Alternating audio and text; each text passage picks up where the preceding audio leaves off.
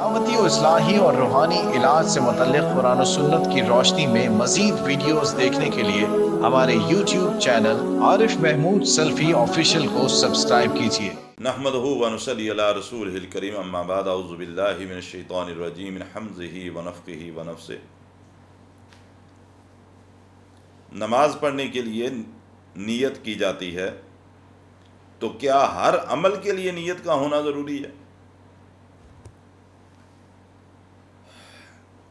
دیکھیں میرے بھائی، بات سیدھی سی ہے کہ کوئی بھی عمل، چاہے وہ نماز ہے، چاہے روزہ ہے، چاہے حج ہے، چاہے زکوٰۃ ہے، چاہے صدقات ہیں، چاہے جہاد ہے، چاہے کوئی اور عبادت ہے، اس کے لیے نیت کا انما الاعمال بالنیات، اللہ کے رسول کا فرمان ہے صلی اللہ علیہ وسلم کا،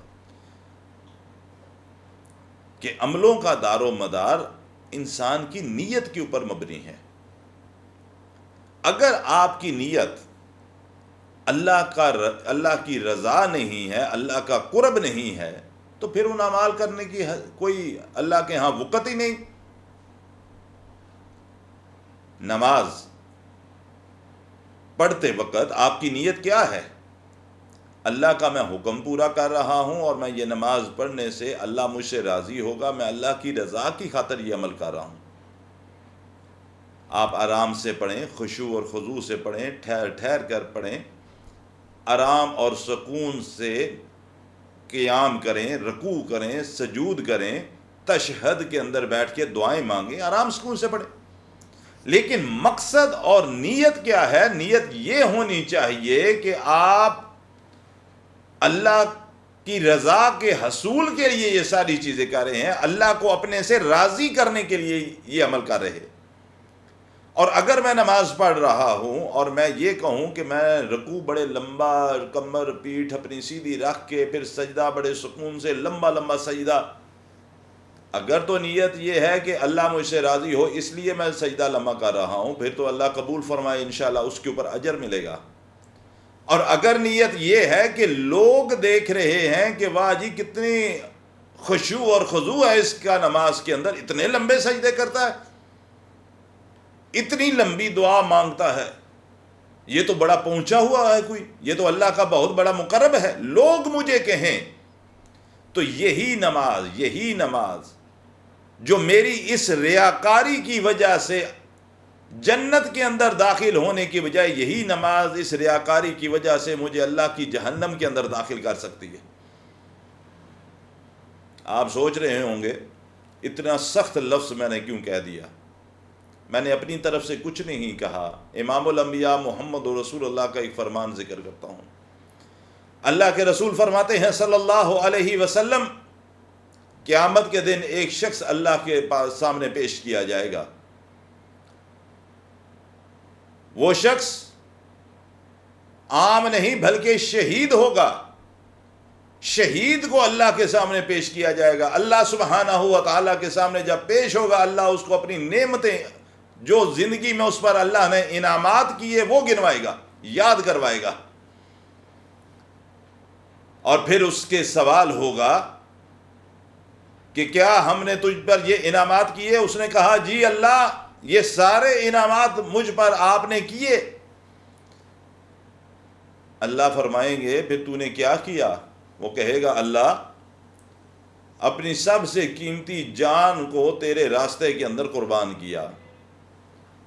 جان قربان کرنا معمولی کام نہیں ہے، سب سے مشکل کام ہے کہ بندہ اپنی جان اللہ کے راستے میں قربان کر دے، سب سے مشکل کام۔ اس نے کہا یا اللہ، میں نے اپنی جان تیرے راستے میں قربان کی۔ اللہ کے رسول فرماتے ہیں صلی اللہ علیہ وسلم، اللہ فرمائیں گے تم جھوٹ بولتے ہو، تو نے جو جان قربان کی اس وقت تیری نیت یہ تھی کہ تیرے مرنے کے بعد لوگ تجھے کہیں کہ بڑا بہادر تھا، بڑا دلیر تھا، اتنے کافر مار کے جو اس کے بعد اس کو موت آئی،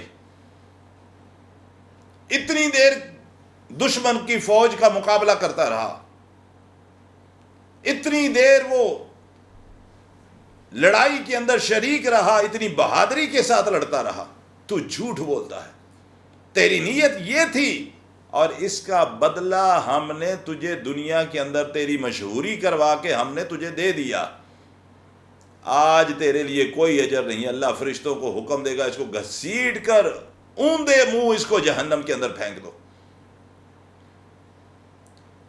اللہ کے نبی فرماتے ہیں صلی اللہ علیہ وسلم، دوسرا شخص اللہ کی عدالت میں پیش ہوگا، دنیا کی زندگی کے اندر بڑا عالم، دین کو پھیلانے والا، دین کی دعوت لوگوں تک پہنچانے والا، بہت بڑا قاری، بڑے دور دور سے بندے آتے ہیں سننے کے لیے، واہ جی واہ قاری صاحب کیا بات ہے، بڑا خوبصورت قرآن پڑھتے ہیں۔